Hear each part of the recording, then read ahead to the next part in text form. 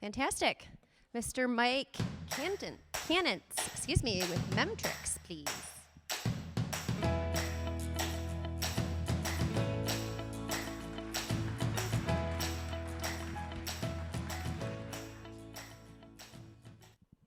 Good evening. Thank you for joining us tonight. My name is Mike Kanitz, and I represent Seaworthy Corporation as we are seeking funds to advance our Memtrix product. And basically, our biggest job is a learning management system, and it's being developed to modernize and improve the quality of teaching in the 21st century through the facilitation of student engagement, which is very important, and the verification of learning. So we have a novice-friendly authoring system to develop study units and tutorials. And actually, the University of Michigan selected the software to use in their NASA space grant program for teaching youth. And an Air Force officer put a whole series of study units together over space, aeronautics, rockets, and a variety of tutorials for space exploration. And we didn't know what we had at the time until Satoshi revealed that the way to measure value is through the pure expenditure of time, meaning more equals less. So explain that a little farther. The study units that the Air Force officer developed are still floating around out there in cyberspace someplace. And Satoshi also told us about the frequency domain, and that Google had done the research and found that the passive human brain is satisfied with feedback in 1/20th of a second or sooner. Well, I'm thinking back to those students at U of M, and sure enough, all of their feedback came back in 1/20th of a second or sooner. How was that accomplished? We came up with a cryptogram, and that is for cryptanalysis. Some of you like to view Jeopardy. That's a cryptogram. Some of you like Wheel of Fortune. That's a cryptogram. And when you come up with an answer, you've done cryptanalysis. So our cryptogram is what we call a memory matrix. It becomes a cocoon because when you go in with your newfound knowledge, you go in as a caterpillar and come out as a butterfly. How does that metamorphosis take place? In all of our study units, we engage the occipital lobe of the brain first. That's where all the visual processing takes place. And 80% of what the brain takes in is through visual processing. So now that you know that, let's take a look at the Michigan Department of Education standards. Kindergarten through 5th grade social studies. Over 60% of their standards are verbal, auditory, acoustical. How's that working out for them? Well, the estimate is now in 2019 that 65% of Michigan 3rd graders cannot read at grade level.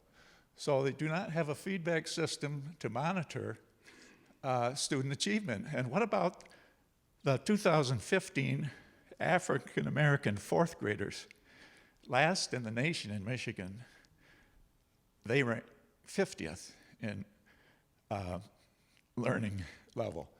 Now, what do we know about a African American 4th grader's brain? Well, it's the same brain as everyone else has when it comes to learning.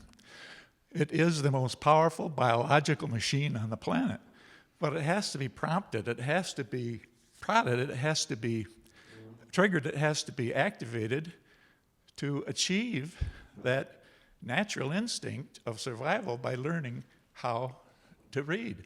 Evidently, again, that student achievement is missing. Like in our JLAG simulation, in the Memtrix system, we have a verification. So we verify learning by going into learning levels because the students have a study script and a notepad, which the teacher gets. And so the teacher can go in, and if you are not analyzing the new knowledge, then we know you're not into application. If you can't apply, we know you're not into comprehension. If you're not into comprehension, there are two reasons you're not into comprehension. One, you never read the assignment, or number two, you can't read. So we can verify learning and come up with educational interventions to move you forward or move you backward. And so the students are divided into teams of 3 whenever possible. And then these teams... So we're at 5 minutes. Okay. However, you have 5 minutes for Q&A, so we'll get to your next slide, and you can keep going, and then we'll use whatever's left of there for questions. So Okay. You can finish and... All right. Good. Well, basically, the Memtrix system transforms the traditional teacher into the guide on the side rather than the sage on the stage with all of the verbalizations and lecturing. And so there's only micro-lecturing because in the matrix, you have to keep moving forward. So the intention is always attention, so that the cryptogram draws the attention of the individual. Okay. What are my credentials, you ask? I'm a college dropout. That worked good for those computer guys, Dell and Gates. And the other credential that I could give, I don't think it's going to work here either. I'm a graduate of The Ohio State University. Go Bucks. I'd have a lot more problem with that one if the drinking was going on today. I'm a retired professor from the graduate school at Central Michigan University. Questions?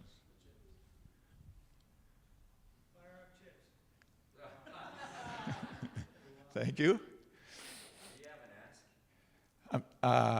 Well, we have a web page that you can visit, and we have a demo. And the demo's lengthy, but it really gives you the nuts and bolts of the whole thing.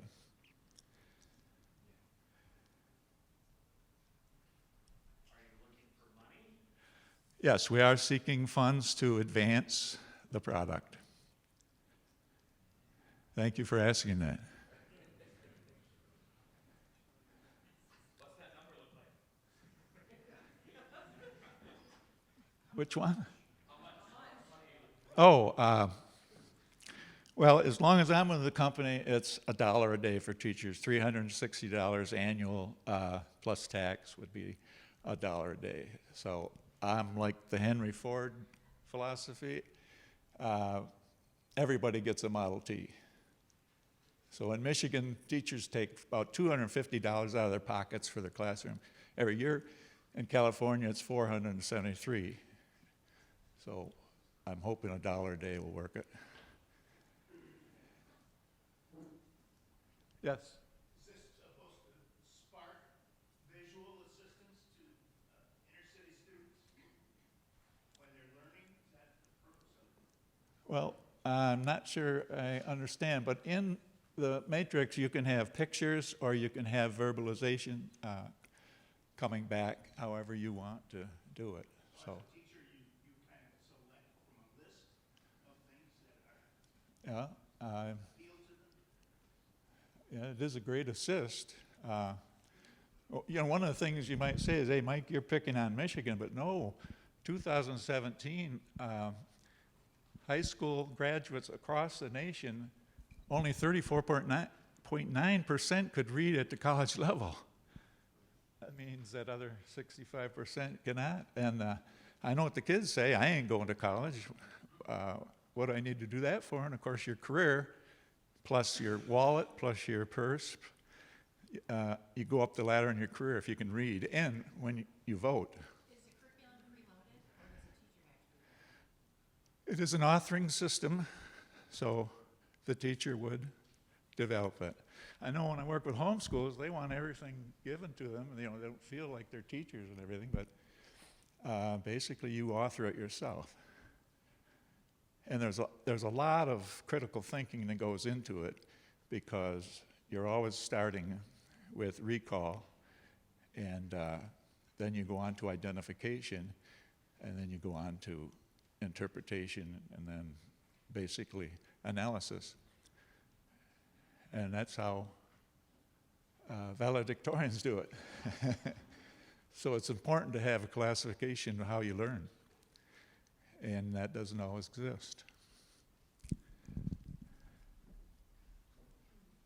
Have you found any curriculum or publisher that has the visual aids that you Well, show them? yeah, what we have is testimonials out there on the table, and middle school students with a teacher put a whole series of units together that, you know, they're not for sale, but it went across a whole variety of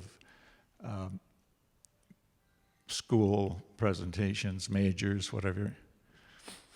Thank you. All right, thank you very much. Thank you, sir.